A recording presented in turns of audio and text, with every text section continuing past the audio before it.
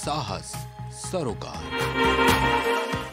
नमस्कार, आप देख रहे हैं प्राइम टीवी और मैं हूं आपके साथ नदिनी यादव। स्वागत है आप सबका हमारे खास कार्यक्रम में। भारत की धरती ने कई ऐसे वीरों को जन्म दिया है जिनके नाम भर लेने से अपने खून में एक शौर्य की अनुभूति होती है। ऐसे ही एक व्यक्तित्व हैं जिनका लोहा भारत ही क्या पूरी दुनिया मानती है और उनके अभूतपूर्व कार्यों की वजह से उन्हें आज सारा जहान लौह पुरुष के नाम से भी जानता है। आप तो समझ ही गए होंगे कि आखिर बात किन की हो रही है। जी हाँ, हम बात कर रहे हैं भारत को एक धागे में पिरोने वाले सरदार वल्लभ भाई पटेल की। कैसा रहा उनका जीवन, क्या है उनकी जीवनी, आइए आपको भी बताते हैं। हम आज बात करने जा रहे हैं भारत के उस गौरवशाली इतिहास की जिसमें सरदार वल्लभ भाई पटेल की गाथा समाई है। वो भारत जो आज भारत बन पाया वो सिर्फ और सिर्फ सरदार वल्लभ भाई की ही देन है। ये हमारा भारत जो आज कश्मीर से कन्याकुमारी तक सिर्फ भारत कहलाता है, शायद ऐसा ना होता अगर सरदार पटेल ने इसमें अपनी भूमिका ना निभाई होती। अगर सरदार पटेल ना होते तो आज शायद हमें अपने ही भारत में एक राज्य से दूसरे राज्य में जाने पर भी वीजा लेना पड़ जाता। सरदार पटेल भारत के उप प्रधानमंत्री और पहले गृह मंत्री भी थे। आयरन मैन जिन्होंने इंडिया को यूनाइटेड इंडिया बनाया।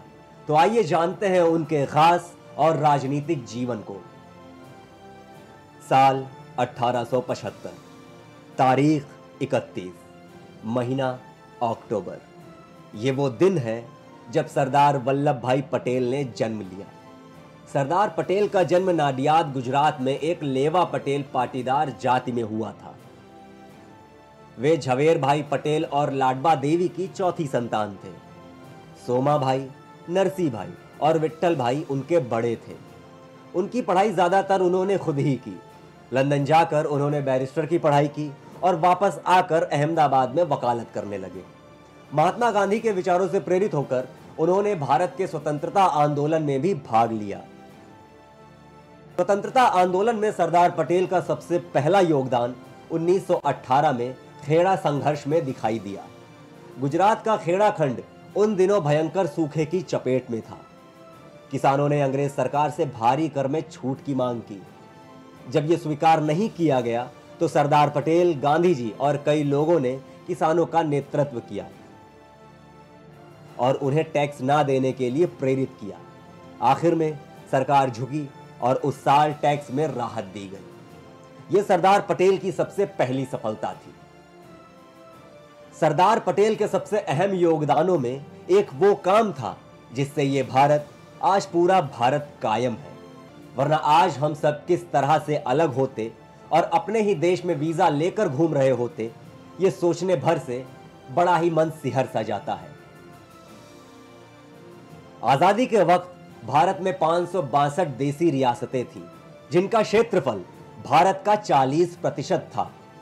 सरदार पटेल ने आजादी के ठीक पहले यानी संक्रमण काल में ही वीपी मेनन के साथ मिलकर कई देसी राज्यों को भारत में मिलाने के लिए कार्य शुरू कर दिया था। पटेल और मेनन ने देसी राजाओं को बहुत समझाया कि उन्हें स्वायत्तता देना संभव नहीं होगा। स्वायत्तता यानी उस शक्ति को कहते हैं जिसमें किसी को अपना स्वयं पर फैसला लेने का अधिकार मिलता है।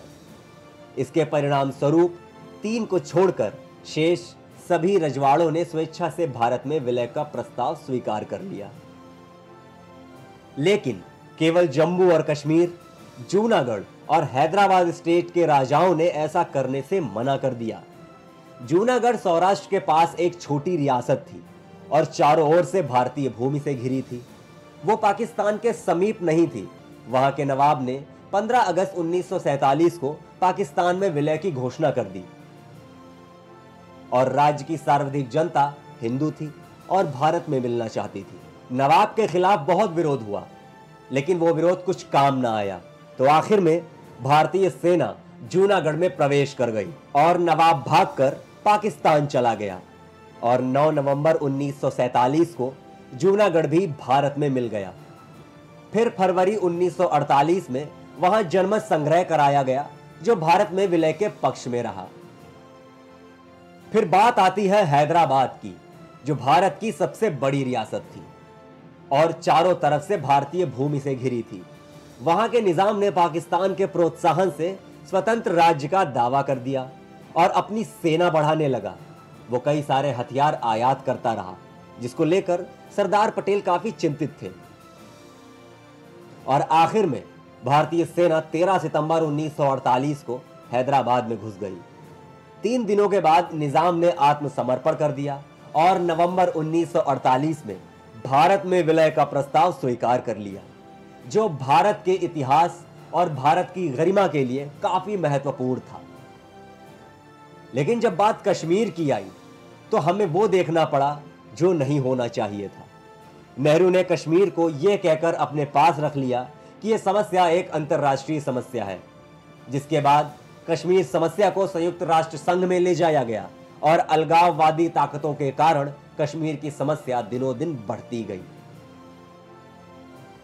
5 अगस्त 2019 को प्रधानमंत्री नरेंद्र मोदी और गृह मंत्री अमित शाह के प्रयासों से कश्मीर को विशेष राज्य का दर्जा देने वाला अनुच्छेद 370 खत्म कर दिया गया और कश्मीर भारत का एक अभिन्न अंग बन गया।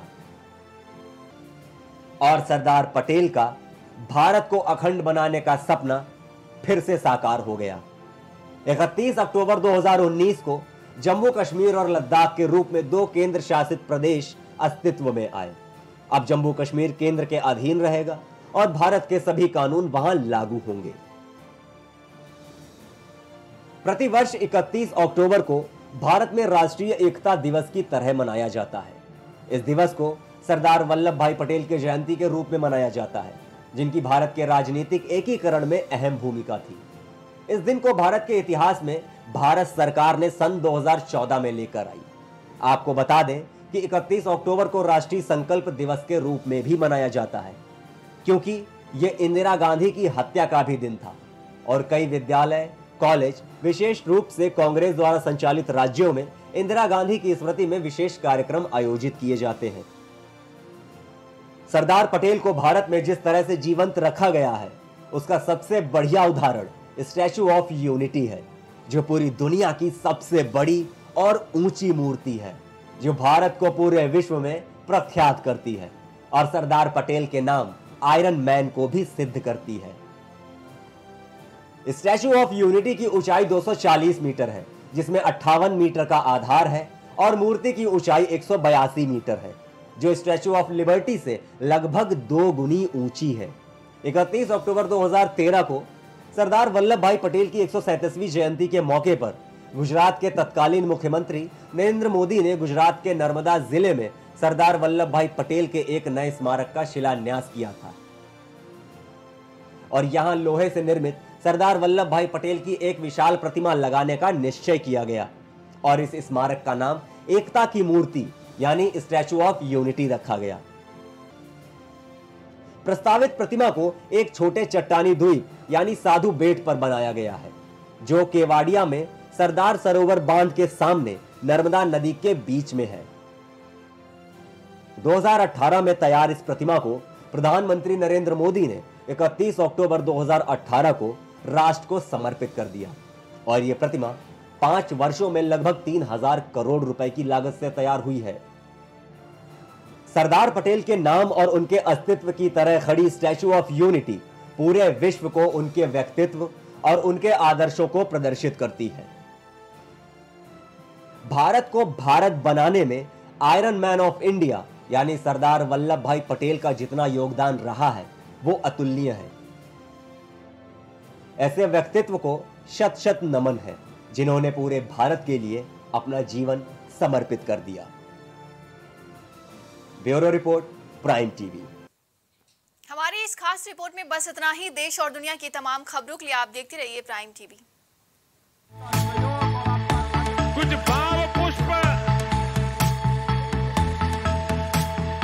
आप देख रहे हैं प्राइम टीवी, सच साहस